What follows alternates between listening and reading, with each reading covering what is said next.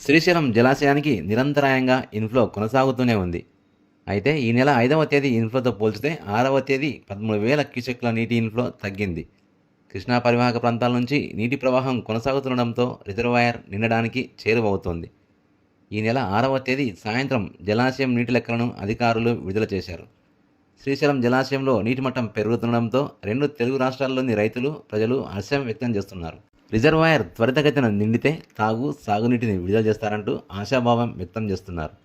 సాయంత్రం 6 గంటల లెక్కల ప్రకారం శ్రీశైలం జలాశయం నీటి మట్టం మొత్తం 885 అడుగులు కాగా నీరు 871 అడుగులకు చేరింది.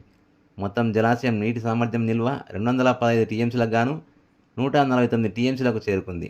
జూరాల ప్రాజెక్టు నుంచి 28,000 క్యూసెక్కులు, స్పిల్వే నుంచి 1,88,000 క్యూసెక్కులు ఇన్ఫ్లో కొనసాగుతుంది. జలాశయానికి సుంకేసుల, హంద్రీనీవా క్యాచ్మెంట్ ఏరియాల నుంచి నీటి ప్రవాహం కొనసాగడం లేదు. శ్రీశైలం జలాశయంలో నీటి మట్టం ద్వారా ఎలాంటి విద్యుత్ ఉత్పత్తి జరగడం లేదు.